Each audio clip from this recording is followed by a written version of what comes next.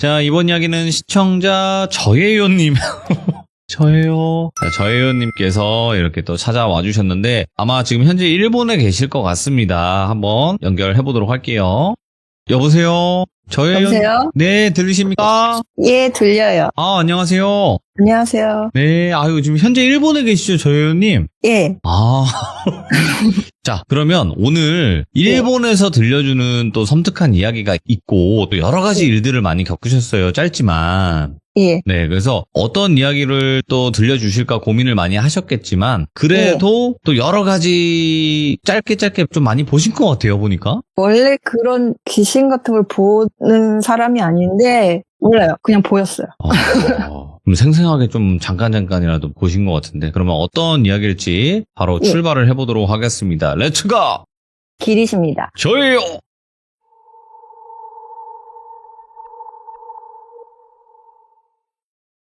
이 일은 2006년도에 제가 일본에서 겪은 일이고요. 제가 2005년도 연말에 일본으로 워킹홀리데이를 왔어요. 그때 워킹홀리데이를 온 게 아는 분이 일본에서 여러 가지 가게를 하시는데 알바생이 없다고 구하기가 힘들다고 혹시 워킹홀리데이를 받아가지고 네가 와서 일을 좀 해주면 안 되냐. 그래서 워킹홀리데이로 제가 입국을 하고서 그때 당시에 일을 한 가게가 DVD 렌탈점이라고 지금은 없죠. 그 DVD 렌탈점에서 제가 오전에 일을 하고 저녁에 다른 일본분 알바생들 교대를 하고 그런 알바를 했었는데요. 네. 그때 교대하던 남자, 저보다 한 4살 어린 남자아이랑 친해져서 사귀게 돼요. 아, 친해진 게 아니라 사랑을 했군요. 예. 친해져서 사귀게 되는데 제가 태어나서 처음으로 남자친구가 생겼거든요, 그때. 그래서 같이 친하게 지내다가 2006년도 여름쯤에 사귀고서는 계속 친하게 잘 지내다가 겨울이 될 쯤에 우리 한번 멀리 놀러 가보자 그래서 그때 남자친구가 오토바이를 타고 다녔는데 네. 그러면 우리가 하루 신나게 놀아보자 해가지고 오토바이를 둘 다 그때 알바가 쉬는 날이어가지고 점심쯤에 만나서 오토바이를 타고 신나게 돌아다녔어요. 그때가 추울 때여가지고 해가 짧았어요, 되게. 해가 짧아가지고 신나게 돌아다녀서 정말 시간 가는 줄 모르고 너무너무 즐겁게 놀았거든요.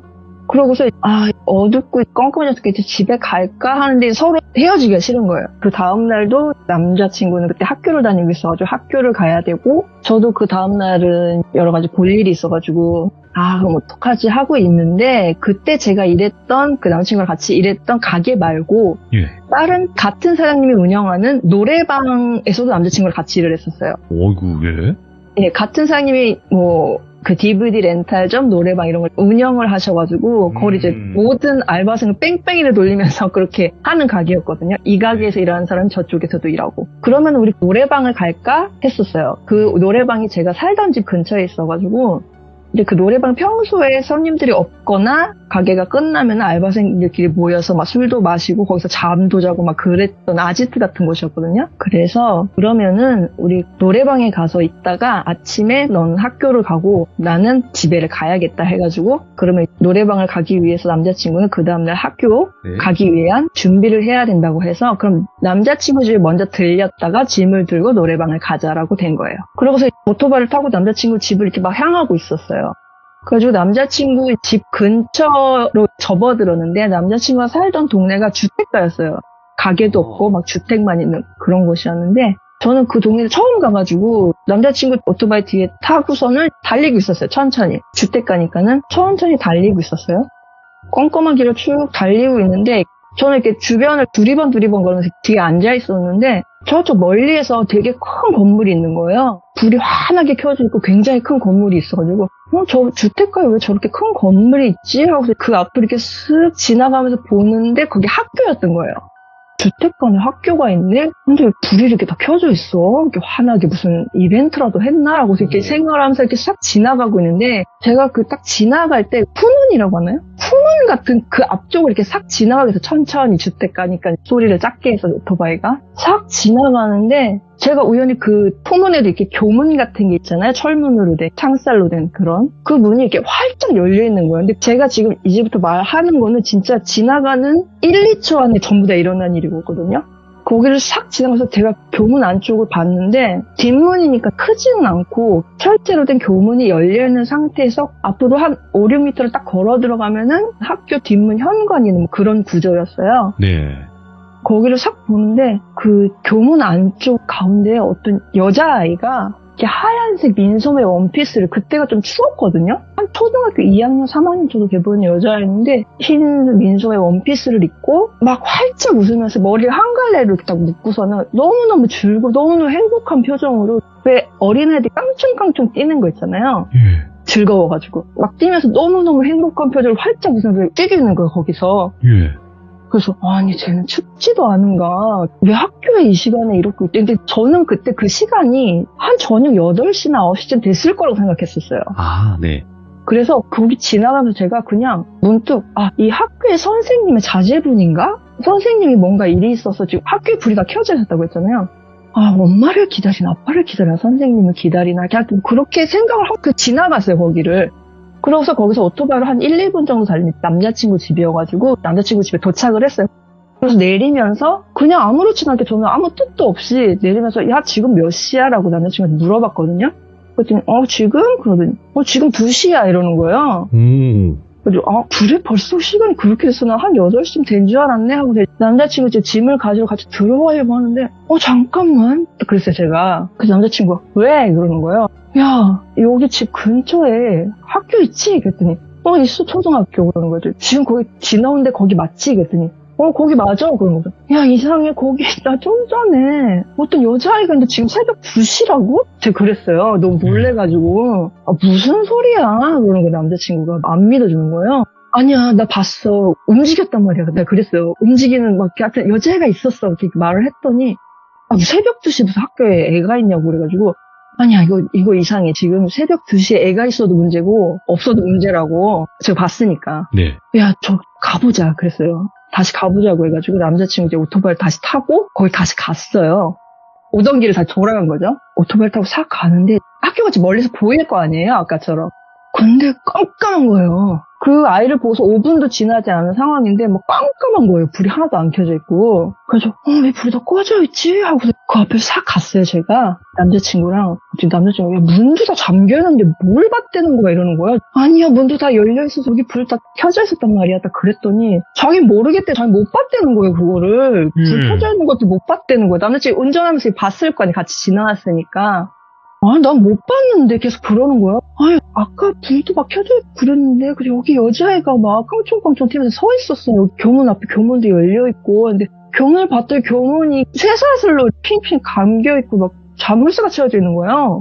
그래서 아니 이게 뭐지? 하고 아닌데 분명히 봤는데 제가 거기를 못 떠나겠는 거예요. 그 여자애가 분명히 있을 거라고 생각을 해서. 그래서 그 교문 안쪽을 이렇게 딱 봤어요. 껌껌해서 보이지도 않고 그 현관문 안쪽에 왜 비상구 등이라고 하나요? 비상구는 이쪽입니다라는 그 등 같은 게 달려있잖아요. 왜 그런 건물 같은 데 보면은 그 불 이렇게 안쪽에서 불만이 희미하게 이렇게 딱 비치는 거, 그 건물 안쪽으로 이렇게. 예. 그래서 그 불빛에 그 주변은 껌껌한데 그 불빛을 살짝 보고 있는데 이제 껌껌한데 이렇게 눈이 익숙해지면 살짝 보이잖아요. 그 교문 안쪽으로 이렇게 막 찾아보고 있는데 그 교문 옆쪽으로 구석진 데가 있는데 거기를 보고 진짜 까무러치게 주저앉았어요, 제가. 거기를 봤더니 그 구석이 조그만 정원같이 이렇게 풀밭이랑 꽃밭이랑 이렇게 막 되어 있었거든요, 거기가. 그 구석에 제가 아까 봤던 여자랑 똑같이 생기고 똑같은 복장에 돌로 만든 석상이 서 있는 거예요, 거기. 근데 그 자리가 제가 봤던 그 여자애를 봤던 데는 딱 교문 바로 앞이었거든요. 그냥 구석에 있는 거, 그게. 가서 일부러 보지 않으면 보이지가 않아요, 그게. 그래서 야, 쟤라고 남자친구한테 제가 그랬어요. 쟤라고 쟤. 그랬더니 어디거든. 저거 그랬더니 뭐야, 석상을 네가 지나가다 잘못 봤구만 이러는 거예요. 아니야, 쟤였어. 쟤가 여기 앞에 있었단 말이야. 그랬더니 안 믿어주는 거예요. 예. 이게 있을 수가 없는 일이잖아요, 이게.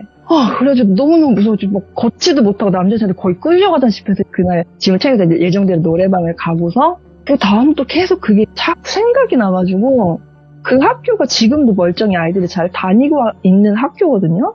그래서 혹시나 이런 일이 혹시 다른 사람도 겪지 않았을까, 혹시 이런 거 본 사람이 있지 않을까 해서 인터넷 가서 막 찾아도 없더라고요. 그런 오. 내용을. 석상 그 여자를 본 사람이 있는가? 예, 이렇게 아무것도 아닌 저 같은 사람도 이렇게 딱 이걸 딱 봤는데 예. 본 사람이 한 명이라도 있지 않을까 했는데 제가 몇 날 며칠 찾아도 그런 거는 인터넷에 없더라고요. 이야, 이게 뭘까? 예. 그러고 나서 제가 한동안 잊고 있다가 네. 얼마 전에 제가 그걸 스트리트 뷰를 이렇게 찾아봤어요. 그 학교를. 네. 근데 예전에 제가 간간히 스트리트 뷰를 그 학교를 계속 봤었거든요. 그때는 이렇게 인터넷으로 그 학교 이름만 치면은 그 여자아이 석상 있는 사진이 되게 많이 나왔어요. 그 막 이 학교의 상징이다 뭐 이런 식으로 나왔었는데 저 얼마 전에 찾아보니까는 사진이 하나도 없어. 다 사라지고 없는 거예요. 인터넷상에서. 예. 그래서 뭐지 하고 스트리트 뷰를 봤는데 그 학교가 다 재건축이 됐더라고요. 학교는 있는데 새로 지었어요. 건물을. 아, 리모델링 네. 했네. 예. 네, 새로 지어서 학교를 때려 부수고 다시 지었구나 하고 막 이렇게 보고 있었어요. 어떻게 새로 지었나. 네. 그래서 제가 전에 봤던 그 뒷문 쪽으로 이렇게 봤더니 뒷문은 그대로 있는 거예요. 그대로 있는데 그 석상만 사라졌어요. 아니, 그 상징이라고 그래놓고 그거를 없앴다? 그죠? 새로 지은 건물이랑 예전에 있던 건물이 같이 있는 거예요. 학교 안에. 예. 근데 그 예전에 쓰던 그 건물은 제가 아까 지나갔던 그 뒷문이 있던 그 건물은 남아있고 쓰지를 않는 건지 어떤지 모르겠는데 그 석상만 싹 사라지고 없는 거예요. 야, 미스테리하다. 예. 그래서 제가 사진 보내드렸죠? 예. 보셨나요? 소름이 끼쳐서 딱 한 장 제가 있는 걸 부동산 사이트에 찾아냈거든요? 아, 있네. 예. 이거 은근히 섬뜩하네. 지금은 어차피 없는 거잖아요. 그죠? 없어요. 예. 아, 어떻게 학교도 지금 저 모습이 아닐 거예요, 아마. 보시면, 여러분들. 저렇게 딱 뭔가 서 있네요. 그 뭔가 원피스 같은 걸 입고 이렇게 치마 자락을 예. 들고 예. 굉장히 또 미스테리한 현상을 겪으셨는데 이 이야기 말고도 또 겪으셨어요? 예. 어떤 게 있었을까요? 하나는 제가 아까 남자친구랑 이제 놀다가 노래방에 간다고 했었잖아요. 같은 사장님이 운영하시는. 근데 그 노래방이 굉장히 좀 이상한 게 많이 나오는 노래방이었는데 저는 딱 본 적은 그렇게 많지 않은데 손님이 본 적이 있어가지고 그거를 지금 얘기를 해드릴까 해서. 노래방에 귀신 많대요. 예, 여기는 정말 많았어요. 어떤 걸까요? 예. 근데 제가 그 노래방에서도 일을 하게 돼서 그 노래방에서 남자친구 말고 원래 일하시던 남자분이랑 둘이서 노래방에 알바를 하고 있을 텐데 그날 남자분이랑 가게를 이렇게 보고 있는데 손님이 없어가지고 수다를 떨면서 놀고 있는데 회사원 그 셀러리맨이라고 하잖아요. 젊은 셀러리맨 남자분 세 분이 손님으로 오셨어요. 예. 오셨는데 손님이 이제 그분들이 첫 손님이었거든요, 그날.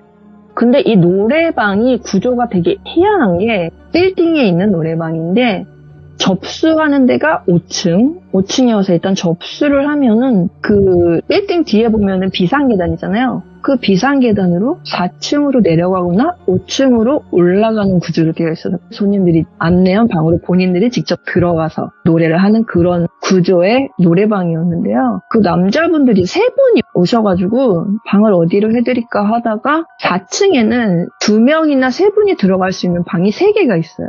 이분들 세 분이 오셨으니까 그냥 4층으로 안내를 하자 해가지고 4층에 제일 구석에 있는 방을 안내를 한 다음에 이쪽 계단으로 내려가셔서 제일 끝방입니다라고 하고서 손님들한테 전표를 주고 가시라고 하고서 이분들 내려가셨어요. 4층으로. 그래서 저는 다른 남자 알바분이랑 수다를 떨면서 앉아있는데 이 노래방이 각 방마다 인터폰이 설치되어 있거든요. 근데 그 인터폰을 손님이 방에서 딱 들면은 카운터 인터폰이 울리는 거예요. 그래서 그걸 받아서 거기서 주문을 받고 음식이나 술을 방까지 가지고 가는 뭐 그런 시스템이었는데 그분들이 내려가고서 한 몇 분 지나가지고 그분들 방이 아닌 다른 방, 손님을 안내하지 않은 그 비어있는 방 인터폰이 이렇게 울리는 거예요. 뭐지? 이분들 방 잘못 들어간 것 같은데? 하고 이제 받았어요. 근데 아까 그분들이에요. 제가 받고서 손님 그 방 아닌데요? 라고 그랬거든요. 받자마자. 그때 그 손님이 아니 저 그게 아니라요. 저희가 안내해 주신 그 방에 왔는데 손님이 계신데? 이러는 거예요. 네? 그랬더니 아니 여기 손님이 계신데? 그러면서 세 분이 오셨으니까 뒤에 나머지 두 분이 이렇게 서 있었을 거 아니에요? 그 전화하시는 분 뒤에. 그쵸? 근데 자기랑 같이 온 사람들이 야 맞지? 있었지 지금 이러는 거예요. 근데 뒤에 사람들이 맞아 그래서 어디로 가려는 거야? 우리 막 이러는 거예요. 뭐지? 하고 같이 있는 남자 알바분이랑 같이 내려갔어요. 어떻게 된 건가? 근데 제가 그 비상계단으로 이렇게 내려가야 된다고 했잖아요. 그리고 그 비상계단이니까 밑에서 올라오는, 원래 들어온 사람 아니 이렇게 생각할 수도 있는데 그 비상계단이 밑에서 올라올 수도 없고 위에서 내려갈 수도 없어요. 되게 막혀져 있어요. 위아래가 다. 그러니까 우리 5층에서 밖에 이동을 할 수가 없는 그런 구조였거든요. 무조건 5층을 들어가서 그 4층을 내려갈 수밖에 없는 거예요. 그 밑에서 사람이 올라오거나 할 수가 없거든요. 아주 갔어요. 그랬더니 딱 4층 현관으로 딱 들어갔는데 그 남자분들이 4층에 방들이 있는 복도에 서 계신 거예요. 그래서 근데 손님 여기 지금 손님들 뿐이거든요. 손님이 첫 손님이에요. 그래서 아니에요. 여자분 앉아있었지? 막 이러는 거예요. 그래가지고 그분들 안내해드린 방이 딱 통로를 지나서 통로를 한번 90도로 꺾어야 돼요. 그러니까 입구 쪽에선 보이지가 않아요. 꺾어야지 보이기 때문에. 그리고 저랑 알바분이랑 손님 3분 이렇게 5명이서 그 방을 이렇게 갔어요. 예. 갔는데 그 남자분들이 있다니까요. 계속 뭐 짜증을 내면서 그러는 거야. 그래요. 그래서 문을 탁 열는데 아무도 없는 거예요. 아무도 없고 음악이 막 나오고 있는 거 반주가. 남자분들 그 방에 들어가지를 못했잖아요. 사람이 있어가지고. 그죠? 근데 그 반주가 막 나오고 있고 노래가 무슨 노래인지 모르겠는데 하여튼 이렇게 느린 발라드 같은 뭐 그런 게 막 나오고 있었고 손님이 아무도 없는데요? 그랬더니 아니요 있었다고. 그래서 자기가 들어가려고 문을 열었는데 막 정장 차림을 한 여자분이 제 끝방의 문을 딱 열면 왼쪽으로 이렇게 소파가 있고 맞은편 소파가 있는데 왼쪽 문 열자마자 왼쪽 소파에 앉아 있었다는 거예요. 예. 근데 그 왼쪽 소파에 문 열자마자 사람이 앉아있다 그러면은 뒷모습이 보여요. 그 사람의 뒷모습 봤대는 거예요. 정장을 입고 있는 여자분이 이렇게 앉아가지고 마이크를 들고 있는 걸 봤대는 거예요. 그래서 그분이 사과까지 했대. 나오면서 죄송합니다 하고서 사람 있잖아. 그러면서 빈방에 가서 인터폰을 하신 거였어요. 그러고서 다들 막 사람이 없으니까 뭐지? 하고 그분들이 귀신 있나 보네 이러는 거예요. 여기 오, 예. 막 웃으면서 여기 귀신 있나 보다 막 이러는 거예요. 그럼 저희가 좀 찜찜하시면 위층에 카운터 앞에 있는 방으로 안내해드릴까요? 아니에요 여기서 할래요. 그래서 그 방에서 재밌게 놀다 가시더라고요. 예. 와, 아니 잠깐만. 저희님 이야기가 그 짧게 누군가의 목격담 아니면 본인의 목격담인데 굉장히 무섭게 설명을 잘 하시네요. 되게 오랜만에 이걸 기억을 하는데 막 소름이 막 돋았어요. 저도 지금 이 상황을 들으면서 소름이 돋았어요. 네, 그 가게가 그 뒤쪽에 강이 흐르고 있거든요. 조그마한 더러운 강이. 예. 흐르고 있는데 거기 저 말고도 다른 알바들도 굉장히 뭔가를 많이 봤어요. 기모노 입은 귀신이라든지 뭐 이런 거를. 점장님 거기 되게 오래 일하시면서 점장님은 한 번도 본 적이 없대요. 몇십 년을 일해도. 네. 근데 여기 왜 이래요? 그랬더니 옛날에 정말 셀 수도 없이 먼 옛날에 요 근처가 왜 유곽이라고 아세요? 왜 귀멸의 칼날에서 나오죠? 맞아요. 기생점 이런 느낌. 예. 그런 게 있었대요. 요 근처에. 네. 동네가. 그래서 성병이나 이런 걸로 죽으신 분들이라든가 그런 뭔가 정신이 이상해져서 강에 빠져서 가신 분들이나 그런 게 많은 강이다 뒤가. 그래서 나오는 것 같다라고 하시더라고요. 터가 세고 뭔가 한이 좀 많은 동네다. 예. 참고로 그 건물 아직도 있어요. 노래방은 없는데 그 건물은 아직도 있고 다른 가게들이 들어가 있어요.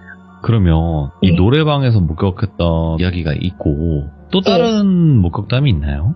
이건 귀신 아니고요. 현실 공포? 사람? 현실? 예. 그래. 제가 아까 말씀드렸을 때 그 사장님 한 분 여러 가지 가게를 운영하신다고 하셨잖아요. 근데 제가 남자친구랑 만났던 DVD 렌탈 가게? 거기 말고 노래방 바로 건너편에도 DVD 렌탈 가게를 운영을 하고 계셨어요. 그분이. 그래서 그 노래방 건너편에 있는 그 비디오 가게 오전에 사람이 없다고 저더러 좀 대신 들어가 달라고 연락이 왔더라고요.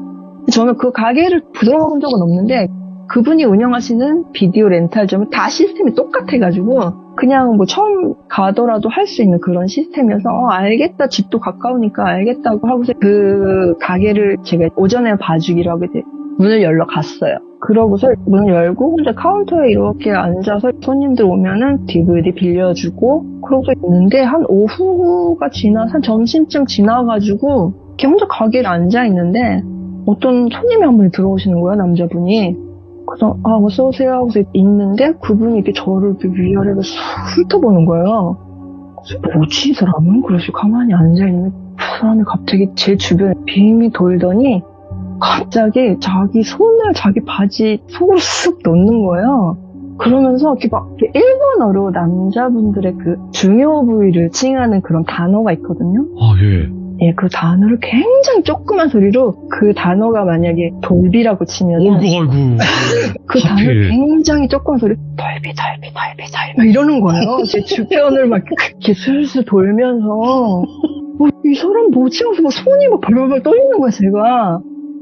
내가 혹시 저 사람이 저런 행동에 동요한다는 모습을 보이면 이 사람이 돌발 행동을 할 수 있다라고 생각을 해서 아무렇지도 않게 입구 쪽을 이렇게 보고 있었어요.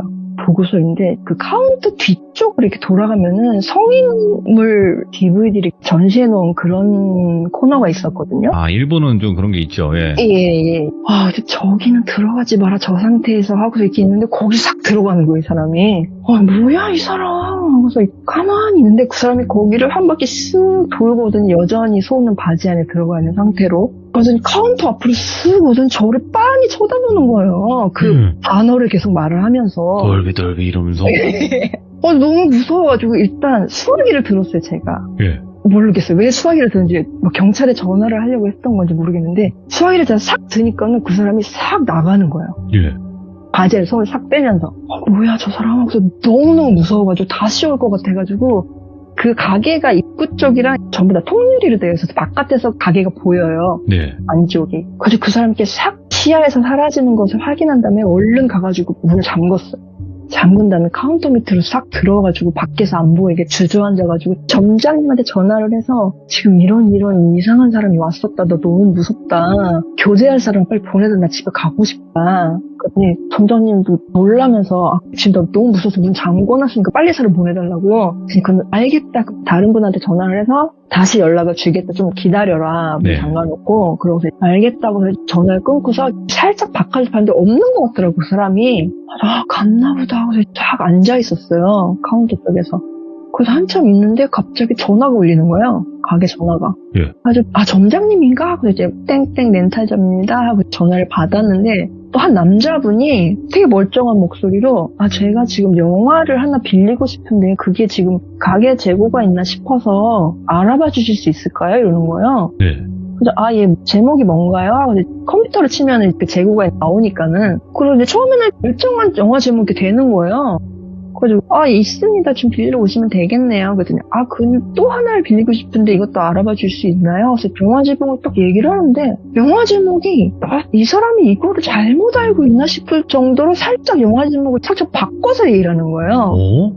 그 만약에 명탐정 코난이라고 하면은 면탐정 코난이라든가 살짝 말을 살짝 바꿔서 만약에 에마 부인이라면은 무슨 박나기 부인 뭐 이런 식으로 이분이 좀 잘못 알고 계신가? 라고 해서 그래도 솔직히 저는 진짜 이런 영화의 제목이 있나? 왜 패러디 같은 영화도 일본에 많고 그러니까는 이런 영화 정말 내가 모르는 그런 게 있나? 그거를 바보같이 다 찾아봤어요. 그 이상한 제목을 컴퓨터로 제가 전화기를 들고서 이렇게 탁탁탁 치면 이렇게 소리가 들리거든요. 건너편에서.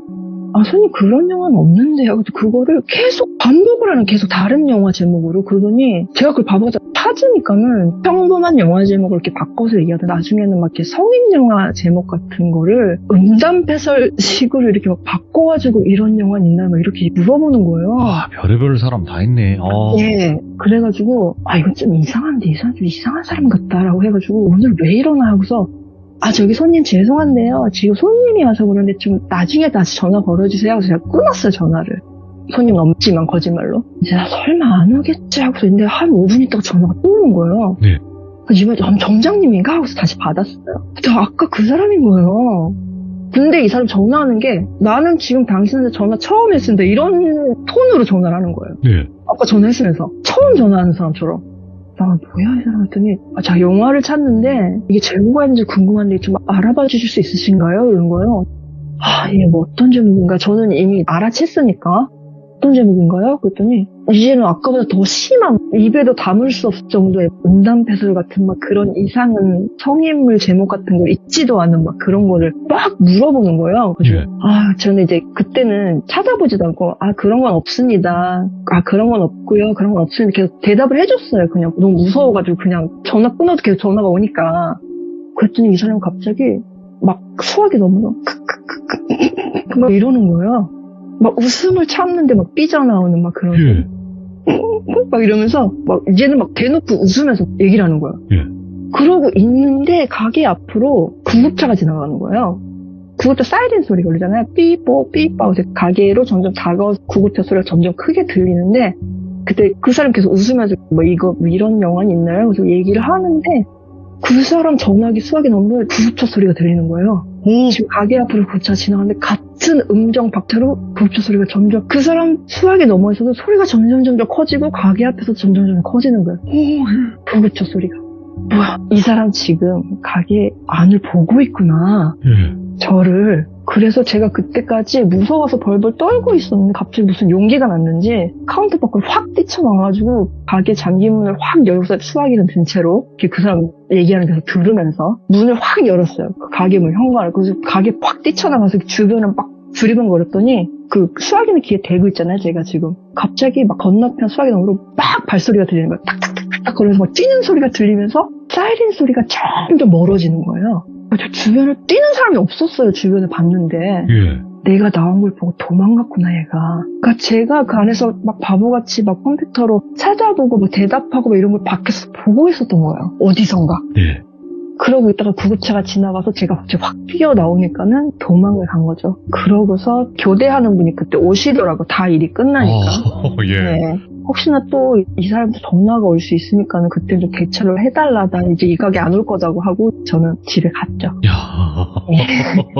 그러니까 뭐 어떤 큰 일이 벌어진 건 아니지만 그 상황이라는 것 자체가 예, 너무너무 무서웠어요, 그때는. 얼마나 그때 이게 섬뜩했을까. 일본 간지도 얼마 되지도 않았고. 와. 아, 이런 게 참 혼자 사는 사람의 비애구나 생각했습니다. 근데 이 우리나라에도 그런 사람들이 많이 있어요. 하지만 일본에서 이제 그런 사람들에 관련된 이야기를 듣기가 쉽지는 않는데 오늘 저효윤님께서 그 이야기까지 또 마무리를 해주시고 와 어떻게 또 그 중요 부위에 그거 돌비돌비로 하실 생각을 했는지도 정말 너무나 좋습니다. 죄송해요. 아니 괜찮아요. 돌비. 어우 섬뜩하네요 진짜로.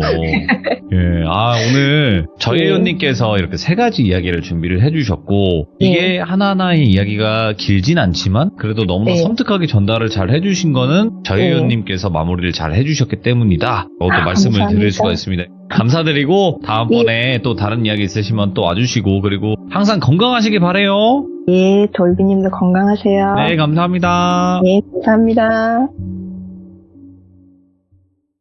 자, 이번 이야기는 시청자 류진님께서 참여를 처음으로 해주셨습니다. 오늘 류진님이 해주실 이야기는 가족분에 관련된 이야기가 되겠지만 무속에 관련된 것 중에서도 우리가 저주라고 불리는 그런 종류의 일들도 있는데 도대체 어떤 이야기일지는 함께 확인을 해보도록 할게요.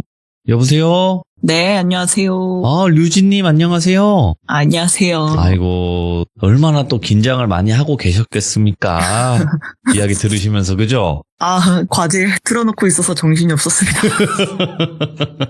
이 바쁜 와중에도 시들물을 찾아와 주셔서 또 너무너무 감사드리고요. 자, 일단은 류진님께서 오늘 해주실 이야기가 가족분에 관련된 이야기긴 해요. 네네. 근데 가벼운 이야기는 아니에요, 보니까. 네, 저도 지금 이제 20살 넘어서 알게 된 일들이어가지고 그렇지. 아무래도 그 나이 때 알게 하셨던 것만큼 수위가 조금 강한 부분도 있어서 최대한 덜어내고 이야기를 하도록 하겠습니다. 왜냐면 어릴 때는 부모님께서 이렇게 안 알려주시잖아요. 너 몰라도 돼? 네네. 이러면서. 근데 이제 나중에 좀 이제 성장하고 나서 물어보면 좀 이렇게 다 이야기해 주시는 경우가 있다 보니까 그렇게 알게 된 또 충격적인 이야기가 되겠죠? 네. 알겠습니다. 그럼 바로 출발을 해보도록 할게요. 렛츠고! 길이십니다. 류지예요.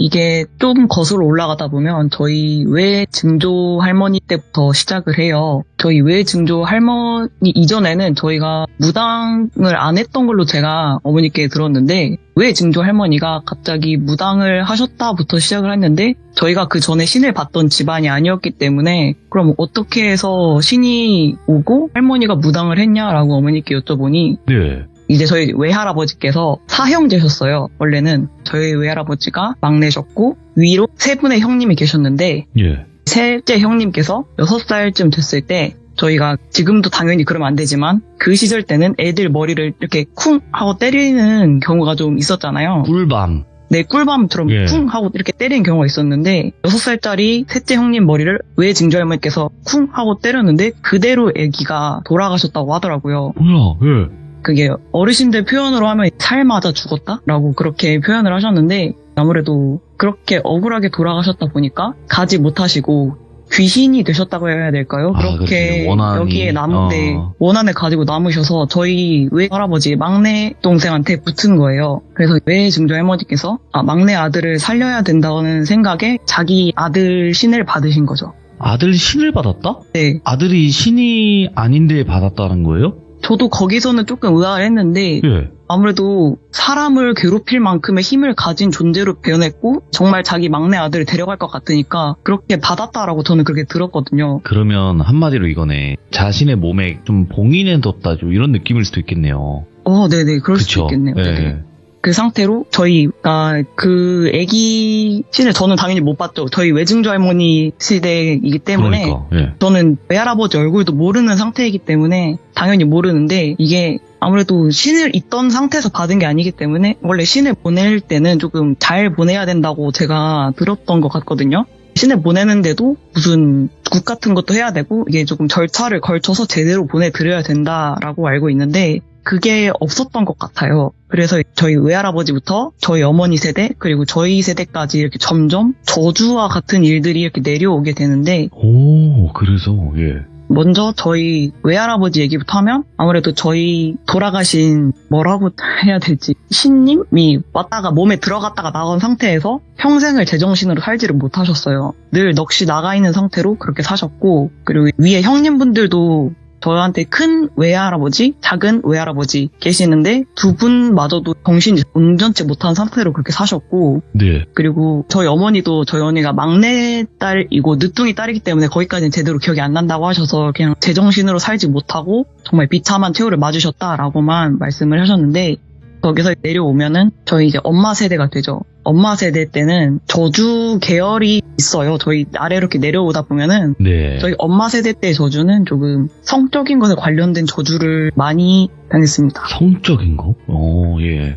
최대한 방송에서 할 수 있을 만큼만 하는데 그 정도 수위가 네. 아니구나. 자기 조카를 해서 그 조카가 자살을 하거나 아니면은 사이비 종교에 네. 자식을 바쳐서 자식이 그러니까 저희 사촌 언니죠. 어머니 세대니까 예. 사촌 언니가 그렇게 허무하게 가시거나 예. 그런 식으로 조금 마음 아픈 일들이 있었죠. 당연히 제대로 가정을 꾸리신 분들이 거의 없고 자식을 저희 어머니랑 형제분들 몇을 제외하고는 자식을 한 분씩은 잃었어요. 야, 네. 그것도 이렇게 뭐 일상에서 있을 수 있는 그런 사건 사고가 아니고 그러네요. 예. 어떻게 이런 식으로 이렇게 비참하게 살 수가 있지라는 식으로 다들 이렇게 저희 어머니도 마찬가지시고 네. 저희 이모들, 삼촌들까지 불행하게 사시고 계신데 네. 이렇게 저주가 내려오게 돼요. 예. 저희 세대는 제가 알기로는 사촌이 저랑 저의 형제 빼고 한 20명 정도 되는데 네. 어떤 저의 사촌은 결혼을 했는데 또 자식을 넘겼고요. 사이비에. 예. 또 다른 집은 결혼을 했는데 그 옛말로 남편 잡아먹었다라고 말씀을 하시잖아요. 남편분이 몇 번 결혼을 하셨는데 그렇게 다 돌아가시고 또 다른 분은 아까 말씀드렸던 것처럼 자기의 삼촌에게 당해가지고 자살하셨고 아니, 이거 계속 반복이야. 예. 계속 그런 식으로 하고 저희 세대에서 계속 그렇게 하다가 대부분 정신을 또 놓고 있어요. 제정신으로 돌아올 때가 거의 없고 뭐 제가 20대 정도 되고 저희 사촌들도 한 30대 정도 되는데 정말 옛날 할아버지들이 하셨던 것처럼 막 술 먹고 집안 다 뭐 부시거나 예. 저희 외할아버지가 혹시 나갔을 때 그런 짓을 자주 하셨거든요. 이제 그거를 반복하는 거예요. 저희 세대에서 다시. 네. 저희 세대에서 그렇게 불행한 일들이 계속 일어나면서 계속 당하고 있는데 그런 와중에도 저희 집은 멀쩡해요. 다른 네. 집들에 비해서는. 그래서 저희 집이 왜 멀쩡한지에 대해서 조금 설명을 드리려고 하는데 먼저 말씀을 드리자면 저희 어머니께서 사주에 하늘천자가 3개 있으신 분이세요. 예. 뭔가 하늘천자가 3개 있다고 하면은 대단한 사주라고 느껴지잖아요. 안 그래도 그렇죠. 예. 그래서 저희 친할머니께서 아빠랑 결혼을 하실 때 사주를 봤을 때 저희 아버지께서 너희 아들은 절에 들어갈 팔자다. 속세에서 살 수 없는 팔자다. 라고 저희 아버지 사주를 먼저 보시고 어머니 사주를 딱 보시더니 누르고 살겠네. 데리고 살겠다. 하면서 그렇게 결혼을 허락을 하셨다는 이야기도 저 들었거든요. 그리고 나서도 저희 아버지가 연세가 좀 드시고 나서 네. 친한 스님께서도 야 너는 들어와. 너는 시기의 문제야. 들어와야 돼. 있어봤자다 라고 했는데 저희 어머니랑 같이 절에 놀러 갔을 때 스님께서 저희 어머니를 보시고 내가 안 들어와도 되었다 라고 그렇게 말씀을 하셨다고 하더라고요. 그리고 저희 어머니께서도 아무래도 신을 받았던 집안이니까 영향이 네. 조금 남아 있으신 것 같은데 꿈자리 같은 것도 되게 잘 맞고 집안의 대소사 같은 꿈을 되게 자주 꾸세요. 네. 그 가장 최근에 있었던 일이 저희 형제가 있는데 저희 형제가 어머니 꿈속에서 흰색 옷을 입고 어머니께 이렇게 공손하게 절 인사를 하고 갔다고 하더라고요. 근데 저는 어머니께서 저한테 그 말씀을 해주셨을 때는 피곤한갑다 요즘 그러면서 그냥 넘어갔었는데 예. 작년에 남동생이 정말 닭가슴살 안 익힌 걸 먹어가지고 정말 심하게 장염에 걸렸었는데 그게 안 낫는 거예요. 병원에 계속 갔는데 네. 닭가슴살 잘못 먹어서 장염인데 뭐 이렇게까지 오래 앓는다고? 라고 했었는데 정밀 검사를 하니까 간에서 뭐가 발견이 된 거예요. 뭐가 있었구나. 아시겠지만 지금 병원을 잘 못 가잖아요. 그렇죠. 그래서 조금 그런 아슬아슬한 시기가 있었는데 결국은 잘 이겨내고 지금은 잘 놀고 다니고 있습니다. 이런 집안의 위험한 일 같은 거를 어머니가 잘 캐치하시고 그리고 제가 사주 같은 거를 보러 가면은 너는 외가에는 할머니가 계시고 친가에는 할아버지가 계신다? 라는 말씀을 늘 하세요. 오, 예. 그래서 저희 아버지 집안도 공줄이 뭔지 정확히는 모르는데 공줄이 강한 집안이어서 너에게는 인생에 큰 우환 같은 게 없어. 근데 왜 보러 와? 너는 안 받아도 되겠다라고 그렇게 몇 번 들었거든요. 제가 신점을 많이 보러 가진 않았는데. 일단 좋은 거다. 예. 그래서 뭐 다른 사촌들이 이렇게 힘든 인생을 살면서 저는 인생에 그렇게 큰 우환이 없었고요. 일단 이건 저의 세대의 얘기고 저희 그렇죠. 어머니께는 있었죠. 물론 다 이겨내긴 했지만 가장 큰 일은 저희 형제가 있는데 형제가 다른 사촌들도 비슷한데 저희 형제가 8개월에 조금 일찍 나오는 바람에 해가 다 자라지. 네, 팔싹둥이어서. 예. 근데 저희 어머님은 그게 아니고 다른 저희 이모 삼촌들도 예. 다 그런 식으로 자식을 낳았어요. 근데 근데 결국 예. 멀쩡하게 사회생활하고 운전하고 그러면서 이렇게 멀쩡하게 돌아다니는 게 결국 저희 동생밖에 없어요. 그런 식으로 해서 저희 아버지께서 제가 뭐 사주 보러 가서 이런 얘기 있었다라고 하시면은 그거 아무래도 너희 할아버지들이 그러니까 저희 시조 할아버지께서 예뻐하시는 것 같다라고 말씀을 하시는데 저희는 뭐 밑도 끝도 없이 자손이라고 다 예쁜 건 아니잖아요. 그럼요. 예. 그래서 아버지가 술 드시고 그런 말씀 하시는 것 같다라고 했는데 그게 아니고 저랑 동생이 저희 집안에 제사 지내는 건물이라고 하시나요? 제각이라고 부르는데 거기에서 저희 어머니 아버지가 신혼생활을 하시고 거기서 잉태가 되고 태어난 생명이라 조상들이 더 예쁘게 보고 그냥 보호해 주는 것 같다라고 하시는 거예요. 그게 다르겠네. 물론 저는 그런 걸로도 이렇게 연결이 되나라는 생각을 전 조금 회의적인 생각을 가지고 있긴 그럴 수 한데 있죠. 예. 저희 친가도 그렇고 외가도 그렇고 조상신이 계시니까 저주가 안 내려오나라는 생각을 가장 최근에 했었습니다. 그러면 지금 어떻게 뭐 결말이 있거나 이런 얘기는 아니겠네요, 이게. 그러면 류진님께서는 왜 이런 저주가 내려왔고 아니 지금 우리 집안 쪽은 좀 약하게 들어오고 다른 집안은 세게 들어오고 이거는 모른다는 거죠? 저희가 저희가 조상신 때문이라고 예상을 하긴 하는데 네, 그러니까 그것도 그냥 거기서 잉태를 했다. 그 이유 하나만으로? 아무래도 저희 집이 아버지 쪽에 공줄이 강해서인가 아니면 엄마 사주가 조금 그래서인가 라고 생각은 하는데 저희 집이 그렇게까지 종교에 저희 어머니도 조금 십자가를 믿으시긴 하는데 네. 다른 집에 비해서는 그렇게 맹목적으로 믿으시진 않으세요. 그러니까 기독교이긴 하신데 엄청난 뭐 덕실한 크리스찬은 아니시고. 네네. 그리고 저는 기본적으로 살짝 불교를 믿고 그리고 어디서 사주를 보더라도 너희 집안은 십자가랑 안 맞아. 어디든 상관없으니까 제발 불교가 됐든 다른 종교가 됐든 뭐든 상관없으니까 너희는 제발 천주교만 믿지 마라고 하는데 참 이렇게 생각보다 공통적으로 십자가를 정말 목매는 집안만 그렇게 망하고 있다라는 생각이 드네요. 이게 또 무슨 연관성인지 모르겠는데 일단 공통점은 그 다른 이제 기독교나 천주교 쪽을 믿는다 이거라는 거죠. 네, 근데 조금 맹목적으로 결혼은 반드시 기독교 집안이랑 해야 되고 아버지가 목사였으면 좋겠고 이거 좀 강력한데? 그러니까 목사의 자녀와만 결혼을 해야 한다, 좀 이런 느낌인 건가요? 아니면 최소 전도사. 아, 전도사.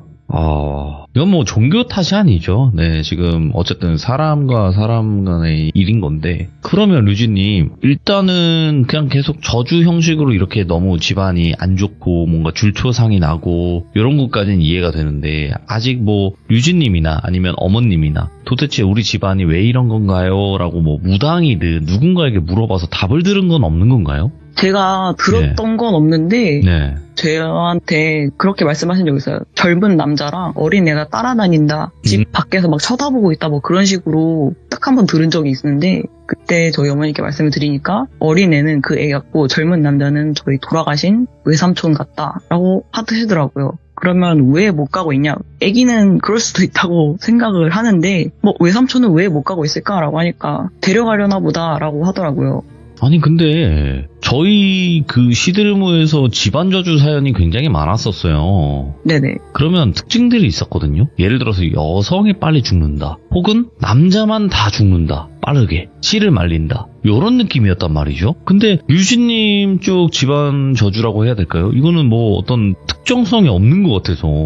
네, 저희는 특정성이 없고, 그리고 이모한테 들었었는데 큰일이 있기 전에 반드시 새소리가 그렇게 났다고 하더라고요. 새소리? 그 짹짹 새요?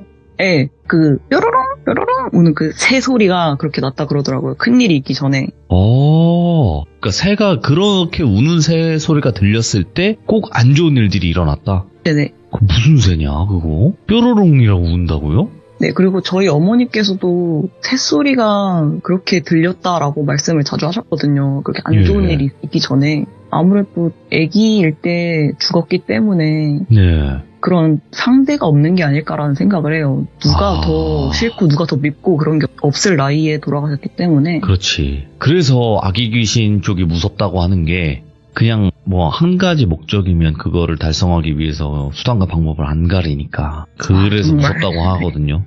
근데 저는 이렇게 생각해요. 어머니께서 류진님에게 전부 다 얘기 안 하신 것 같아요. 네, 아무래도 네. 제가 20대 넘어서 들었을 때도 와, 이거 듣는 내내 조금 몇 주간은 트라우마를 안고 가겠다라는 생각을 하면서 들었던 얘기들도 많았거든요. 그래서 이게 저주가 아니라면 정말 제가 신이 있다면은 정말 물어보고 싶어요. 그러니까 이렇게까지 불행할 수가 있나? 지금 이야기를 너무 자세하게 일부러 안 해주신 거예요. 너무 수위가 높다 보니까 방송에서 얘기하기가. 왜냐면 그 성적인 것도 뭐 다른 타인에게 뭐 그런 거라기보다도 뭔가 친족 그게 있잖아요. 예. 이게 일반적인 건 아니거든요. 듣기 굉장히 어려운 거예요. 근데 그런 경우도 계속 반복이 되는 것도 있는 것이고, 근데 또 느껴지는 것 또한 뭐냐면 어머니께서 류진님에게 중요한 거는 얘기 안 하신 것 같아. 왜냐? 혹시라도 영향받을까봐. 맞아요. 그런 것도 정말 없지 않아 있다고 왜냐면 느껴요. 이야기가 쭉 1부터 10까지 있으면 중간에 5에서 뭐 6번 사이가 뭔가 빠진 느낌이긴 하니까 중요한 게 뭔가가 있어요. 근데 그게 빠진 느낌이 분명히 제가 느끼는 바로는 그러니까 뭐 모르겠어요. 언젠가는 이야기를 해주실지 안 해주실지 모르겠지만 혹여라도 나중에라도 도대체 이유가 뭔지 좀 명확하게 알게 되신다면 꼭 알려주시길 바라겠습니다. 류진님. 네, 알겠습니다. 네, 그리고 감사합니다. 진짜 다시 한번 류진님 가정에 평화가 있기를 다시 한번 바라봅니다. 감사합니다. 네, 감사합니다. 네, 고생 많으셨어요. 예. 수위가 너무 세서 사실상 말씀을 다 못하신 부분이 분명히 있을 거예요. 아무래도 가족 이야기고 그런 걸 이야기해봤자 야 이해하고 공감합니다 보다 욕하는 사람들이 좀 더 많으니까, 그래서 그런 부분은 좀 양해해 주시면 좋을 것 같고, 야 이게 보통 이야기가 아닌데 제가 말씀드린 대로 무언가가 빠진 느낌이긴 해요. 어머니께서 류진님에게 전부 다 말씀은 안 하셨을 것 같다 라는 생각이 들기 때문에 그거를 나중에 우리가 들을 수 있을지 없을지는 모르겠지만 그렇게 열린 결말로 마무리가 된다라고 보시면 될 것 같습니다. 시청해주신 모든 분들 감사드립니다. 고맙습니다.